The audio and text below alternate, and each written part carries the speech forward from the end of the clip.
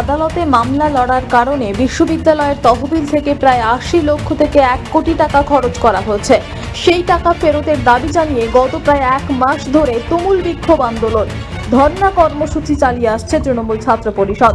সেই আন্দোলনের জেরেই সোমবার আসানসোলের কাজী নজরুল বিদ্যালয়ের উপাচার্য দেবাশিস বন্দ্যোপাধ্যায়কে দীর্ঘক্ষণ ঘেরাও করে রাখলেন ছাত্রছাত্রীদের একাংশ। বিক্ষোভ আন্দোলনের জেরে এদিন সকাল থেকেই তীব্র উত্তেজনা ছড়িয়ে পড়ে বিশ্ববিদ্যালয় চত্বরে। প্রায় ঘণ্টা চারেক পড়ুয়াদের দ্বারা অবরুদ্ধ থাকার পর বিশ্ববিদ্যালয় ছেড়ে চলে যেতে বাধ্য হন উপাচার্য। পশ্চিম বর্ধমান জেলা ছাত্র পরিষদ সভাপতি অভিনব মুখোপাধ্যায় অভিযোগ করে বলেন, মামলা লড়ার খরচ কেন পড়ুয়াদের দেওয়া টাকা থেকে মেটানো হবে? ওনারা নিজেদের পিঠ বাঁচাতে হাইকোর্ট সুপ্রিম কোর্টে মামলা লড়বেন, সেই মামলার টাকা পড়ুয়াদের দেওয়া তহবিল থেকে কেন মেটানো হবে? যতক্ষণ পর্যন্ত ওই টাকা ফেরানো হচ্ছে ততক্ষণ তারা আন্দোলন চালিয়ে যাবেন বলে হুঁশিয়ারি দিয়েছেন অভিনব বাবু। তবে এই ব্যাপারে উপাচার্য দেবাশিস বন্দ্যোপাধ্যায়ের দাবি, মুখ্যমন্ত্রী মমতা বন্দ্যোপাধ্যায়ের স্বপ্নের শিক্ষা প্রতিষ্ঠান এই বিশ্ববিদ্যালয়। সেই স্বপ্নের বিশ্ববিদ্যালয়ের সুনাম অক্ষুণ্ণ রাখার স্বার্থেই বিভিন্ন মামলা লড়তে হচ্ছে তাঁদের। সেই মামলাগুলির ৮০% ক্ষেত্রেই বিশ্ববিদ্যালয় কর্তৃপক্ষ জয়লাভ করেছেন। ছাত্রছাত্রীরা এই সমস্যাটা বুঝতে চাইছেন না বলে দাবি উপাচার্যের। উপাচার্য চলে গেলেও কোনো বড় ধরনের অপ্রীতিকর পরিস্থিতির সৃষ্টি হয়নি।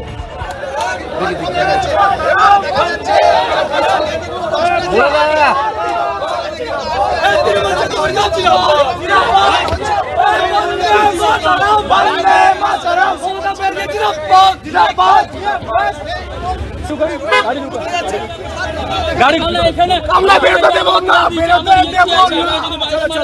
আমরা বেরোতে দেব না, গাড়ি বেরোবে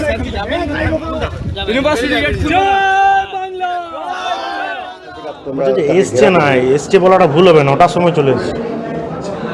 ছাত্রছাত্রীদের কাজ তো ইউনিভার্সিটিটা পাহারা দেওয়া নয়। ছাত্রছাত্রীরা আন্দোলন করছে, আন্দোলনের ভাষায় আন্দোলন হবে। যদি ৯টার সময় চোরের মতো ঢুকে যায় তাহলে কে আটকাবে বলুন? এসছে, আমরা দাবি দাবা নিয়ে ধরেছি। আমরা তো চাইছি না, আমরা তো পদত্যাগ চাইছি না। ওনার প্রথম কথা হচ্ছে আমরা পদত্যাগ দাবি করছি। উনি সদুত্তর দিতে পারবেন না, উনি মিথ্যা কথা বলছেন। প্রত্যেকটা কথা ওনার মিথ্যা কথা। আপনাদের কাছেও তো রেকর্ডিং আছে, আপনারা দেখুন না। আপনারা দুরকম রূপ ওনার বুঝতে পারবেন। আপনারা যেদিন কনভেনশন ছিল ইউনিভার্সিটি, যেদিন কনভোকেশন ছিল, কনভোকেশন হয়েছে রাজ্যপালের সামনে, উনি সরকারকে কিভাবে তুলোধনা করেছেন সেইটা একদিকে চালান। আর আজকে কীরকম মাননীয় মুখ্যমন্ত্রী, মাননীয় শিক্ষামন্ত্রী, এই ধরনের কী ধরনের মাননীয় শিক্ষামন্ত্রী কী ধরনের কথা বলছে দেখুন। আর একদিন বলেছিল মমতা বন্দ্যোপাধ্যায়ের হাত থেকে শিক্ষা ব্যবস্থাটাই চলে গেছে। এই ধরনের দেখুন, মমতা বন্দ্যোপাধ্যায়ের ইউনিভার্সিটি, সরকার সমস্ত ফান্ডিং ইউনিভার্সিটিতে করেছে, সমস্ত বিল্ডিং ইনফ্রাস্ট্রাকচার করেছে। উনি কী করেছেন? উনি সমস্ত আমাদের যে ফান্ডের টাকা, সেই ফান্ডের টাকা কেসের মাধ্যমে খরচা করে দিয়েছেন।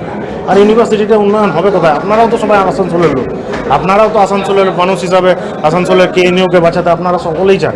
কিন্তু ইউনিভার্সিটির উন্নয়ন কোথা থেকে হবে যদি এই ইউনিভার্সিটিতে মাসে বা 2 মাসে কেসে যদি 50 লক্ষ টাকা 60 লক্ষ টাকা খরচা হয়?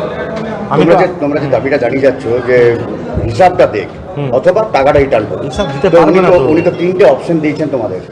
একটা হচ্ছে প্রিন্সিপাল সেক্রেটারিকে চিঠি করা, 2 নম্বর হচ্ছে আরটিআই করা, 3 নম্বর হচ্ছে তোমরা একটা অ্যাপ্লিকেশন করো যেটা দেখুন ফরওয়ার্ড করবেন। ওইগুলো টাইম কিলিং ব্যাপার আছে।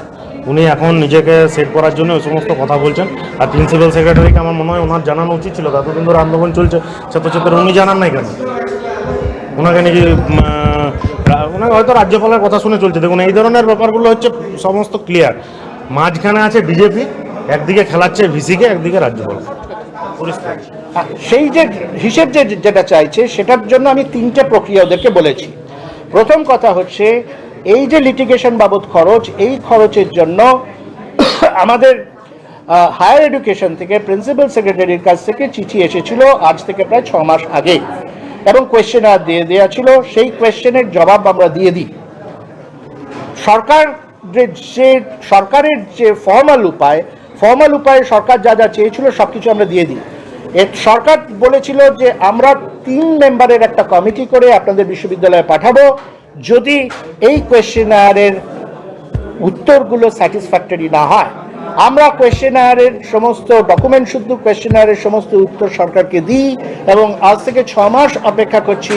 সরকার কিন্তু তাদের ওই 3 সদস্যের দল এনকোয়ারি কমিটি পাঠাননি, বরঞ্চ সরকার আমাদের কন্টিনিউয়াস বলে যাচ্ছেন, যেমন আজকে আমাদের ব্রাত্যবাবু একটা বিশেষ কাজ করে দায়িত্ব দিয়েছেন, সেই জন্য আমরা দরজা খুলতে বাধ্য হয়েছি।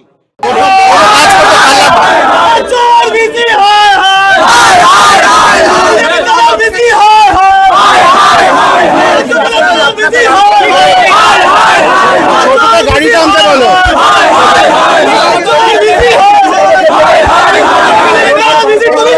জোর করে বার করে দেওয়া হলো। কারণ জানি না রে। কোনো কারণ নেই, আমার কাছে কোনো কারণ নেই। বিশ্ববিদ্যালয়টা সুষ্ঠুভাবে চলছিল না, বার করে দেওয়া হলো। আপনাকে কি হেনস্থা করা হয়েছে? হ্যাঁ, ওরা শান্তিপূর্ণভাবে আন্দোলন করছিল, শেষ পর্যন্ত আমার চেয়ারের পেছনে এসে ঠেলাঠেলি আরম্ভ করে। এই অপমান সহ্য করা যাচ্ছে না, আমাকে বেরিয়ে যেতে বলছে। আমি 3 ঘন্টা 3.5 ঘন্টা সহ্য করেছি, কোনো কাজ করা গেল না। সম্মানীয় মুখ্যমন্ত্রী এবং মাননীয় এমআই ডাক্তারবাবু যে কাজ করতে দিয়েছিলেন সেই একটা কাজও করতে পারলাম না। ডাক্তারবাবু যে কাজ করতে দিয়েছিলেন সেই কাজ করতে পারলাম না। আসানসোল থেকে সৌম্য গাঙ্গুলির রিপোর্ট, টিভি নিউজ 10।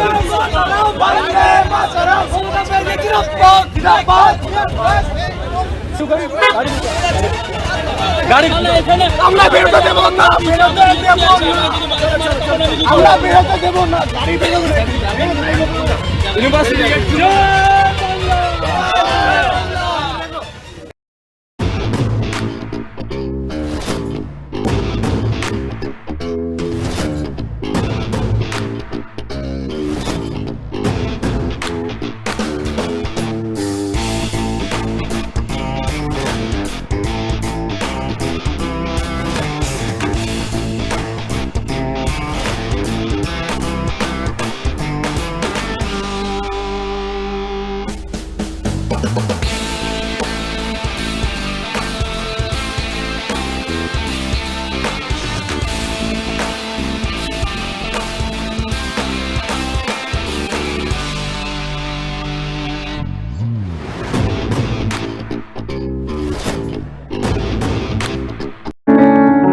প্রিয়জনের অসুস্থতায় দিশাহীন, চিকিৎসার সঠিক দিশা পেতে ফোন করুন 7477716138, 7477716139 এই নম্বরে। শহর দুর্গাপুরে চিকিৎসার নতুন দিশা, life care hospital. Life care takes care of your health. প্রবীণদের জন্য রয়েছে বিশেষ ছাড়। স্বাস্থ্য সাথী সহ সমস্ত মেডিক্লেম ইন্স্যুরেন্সের জলদি সমাধান। অভিজ্ঞ চিকিৎসক মণ্ডলীর দ্বারা সঠিক রোগের নির্ধারণ ও চিকিৎসা। সিটি সেন্টারে ডক্টরস কলোনির পাশে বর্তমানে শহরের চিকিৎসার অন্যতম epicentre life care hospital, passion for care and cure.